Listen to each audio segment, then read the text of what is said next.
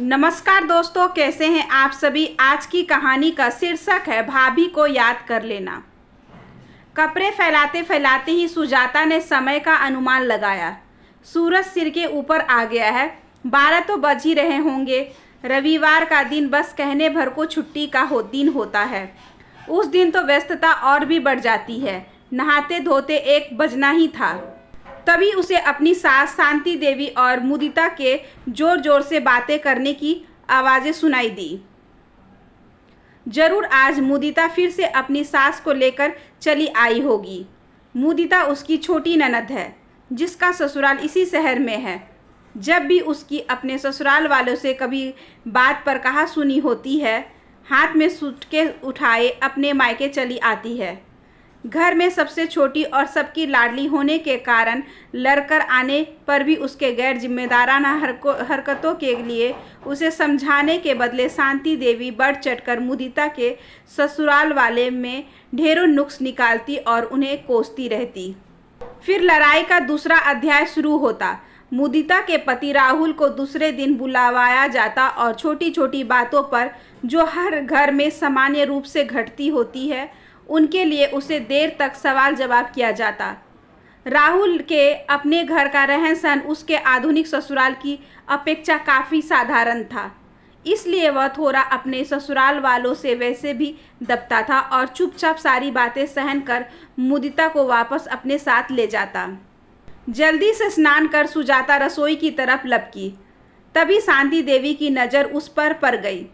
सुजाता को सुनाकर तेज आवाज में वे बोली, लो महारानी के पूरे 3 घंटे का राज स्नान समाप्त हुआ। न जाने कौन से उपटन मले जा रही है। घर में तूफान आ जाए पर इन्हें होश ही नहीं रहता। हालांकि उसकी सास अच्छी तरह जानती थी कि रविवार को हफ्ते भर का ढेर सारा जमा कपड़ा सुजीता को धोना पड़ता था, फिर भी बेटी की भड़ास निकाल ही रही थी। वैसे भी काफ़ी देर हो गई थी, इसलिए सुजाता चावल बनाने के लिए पानी चढ़ा डब्बे से दाल निकालने लगी। तभी रसोई घर के दरवाजे पर खड़े सुधीर की सख्त आवाज़ ने उसे सहमा दिया। सुबह से घर में बैठी जाने कौन सा पहाड़ तोड़ती रहती हो कि कोई आए या जाए स्वागत सत्कार करना तो दूर की बात है, तुम्हें तो मिलने तक की फुर्सत नहीं मिलती। कोई मरे या जिए तुम्हें क्या है, हर समय अपना ही सुख तलाशती रहती हो। 1 बजने जा रहा था, इसलिए मैंने सोचा पहले चावल ही चढ़ा दूं, क्योंकि अम्मा जी ठीक 1 बजे खाना खा लेती हैं। फिर इत्मीनान से मुदिता से बातें करूंगी। सुजाता के जवाब पर सुधीर के ताने शुरू हो गए। बहुत एहसान है आपका कि छुट्टी के दिन भी आप 1 बजे तक खाना तैयार हो जाएगा। घर में कुल जमा 4 जन ही हैं, जिसमें सौम्या और अम्मा ही संभालती है। फिर भी दिखाओगी कि दिन भर काम ही करती रहती हो। सुधीर जैसे आया था वैसे ही बरबराते हुए चला गया। वह भी चावल दाल चूल्हे पर चढ़ा पीछे पीछे ड्राइंग रूम में आ गई, जहां सोफे पर मुदिता बैठी आंसू बहा रही थी। वहीं बगल में उसकी सास बैठी मुदिता के ससुराल वालों के बारे में जली कटी कह रही थी। जैसे ही उनकी नज़र सुजाता पर गई, एक कटिलतापूर्वक मुस्कान उनके चेहरे पर लक्षित हो उठी। एक हमारे घर की बहू है, जो इस घर में बैठी हर वह सुख भोग रही है जिसकी कभी उसने अपने पिता के घर में कल्पना भी नहीं की होगी।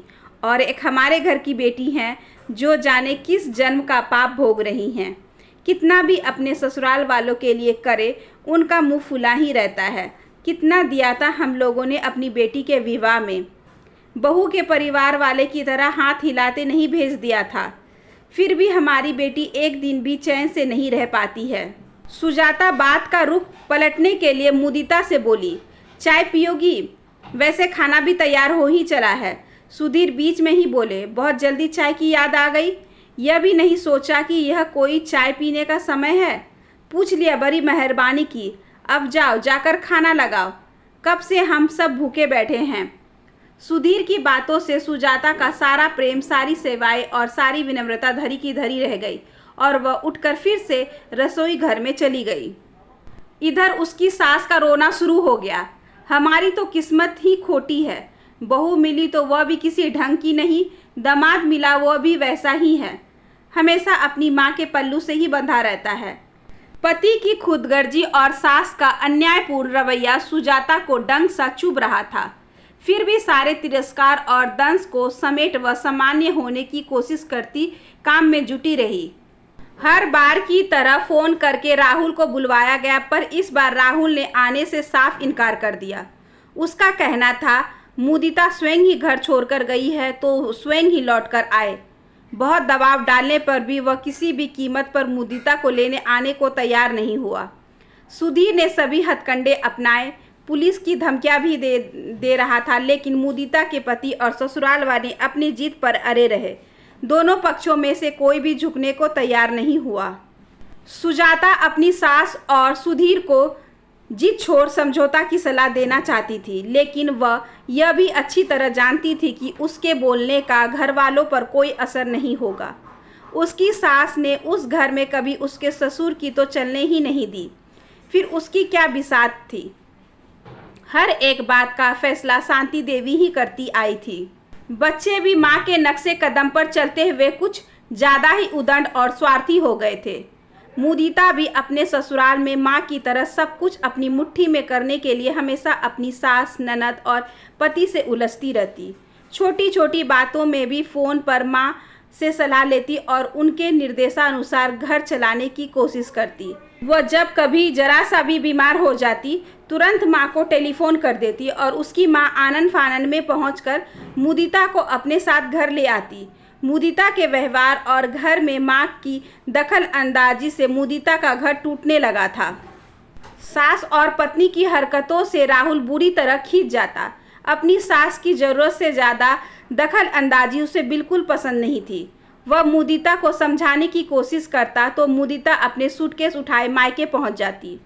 हर बार किसी न किसी तरह समझौता हो ही जाता, लेकिन इस बार दोनों परिवार अपनी अपनी बात मनवाने के लिए कटिबद्ध थे।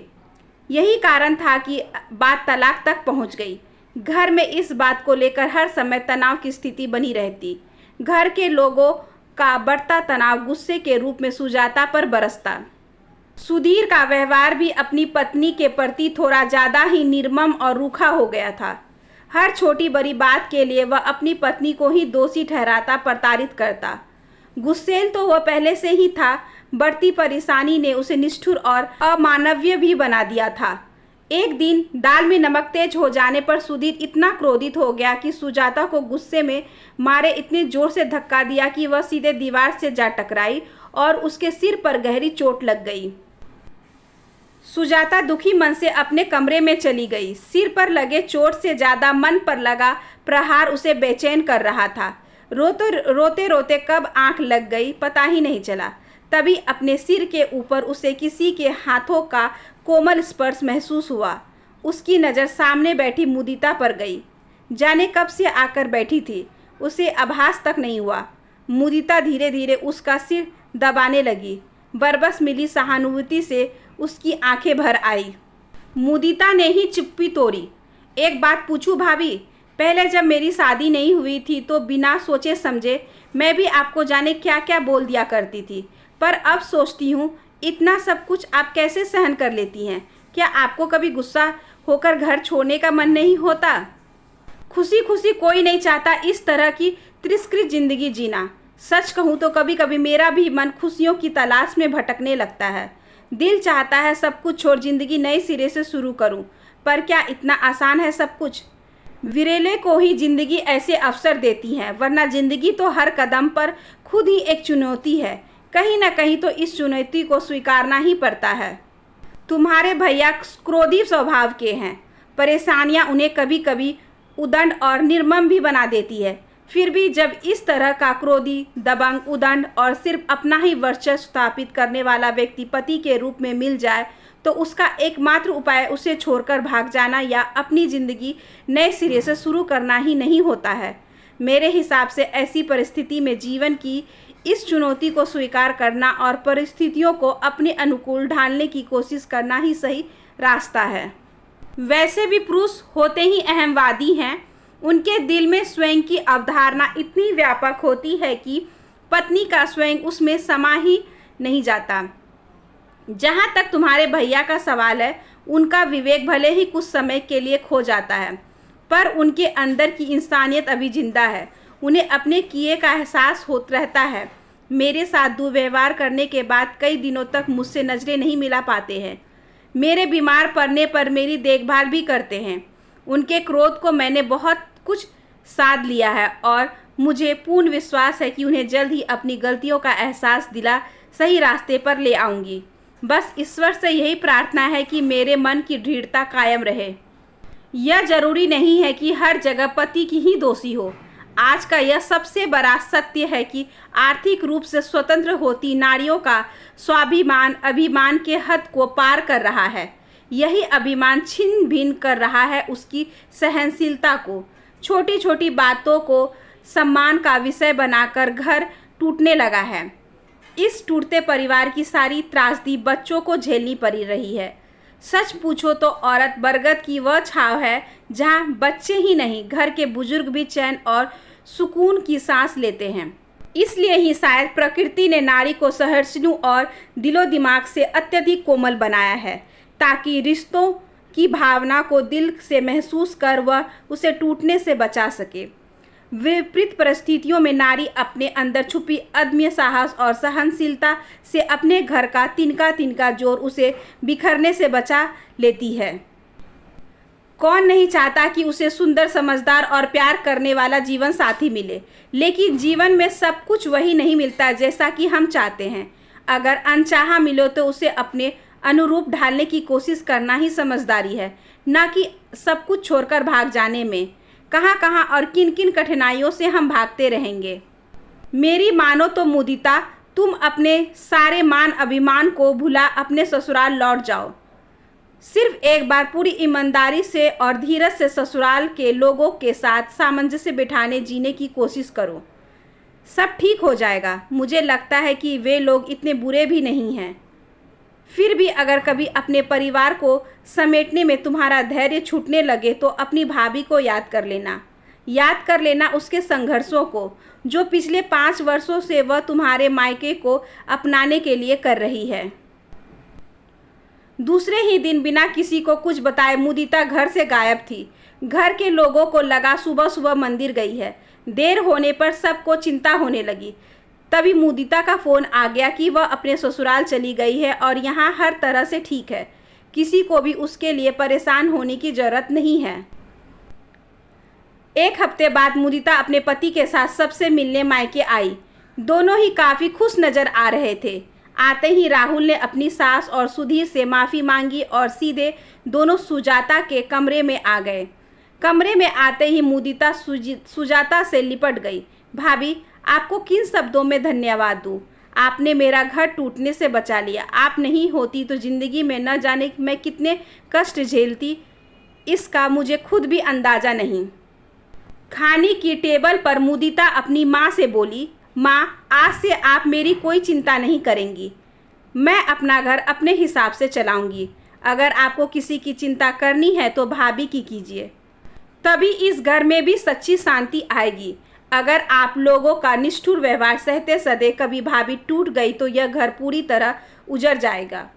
मेरी सास से तो आप आशा रखती हैं कि वह आपकी बेटी को अपनी बेटी समझे, आपकी बेटी के अधिकार को समझे, तो फिर इन्हीं सब बातों से आप भी भाभी को क्यों वंचित रखती हैं? भैया से भी मैं यही चाहूँगी कि जितनी नसीहतें आप राहुल को देते हैं वे सारी की सारी नसीहतें खुद आपको भी याद रखनी चाहिए। भाभी की सहनशीलता को आप लोग उनकी कमजोरी मत समझिए। रिश्तों को बचाने की जिम्मेदारी सिर्फ उन्हीं पर नहीं है। पत्नी एक बंधन मात्र नहीं होती, वह तो ईश्वर, समाज, कुटुंब और माता पिता के आशीर्वाद से पति और परिवार को जोड़ कर रखने वाली सेतु है, जिसके मानसिक रूप से टूटते ही सब कुछ टूटकर बिखर जाता है। थोड़ी देर के लिए खाने के टेबल पर निःशब्द शांति छा गई, मानो सभी के अंदर विचारों का मंथन चल रहा हो। मुदिता के ससुराल जाते ही सुधीर सुजाता को डॉक्टर के पास ले जाने की जिद करने लगा।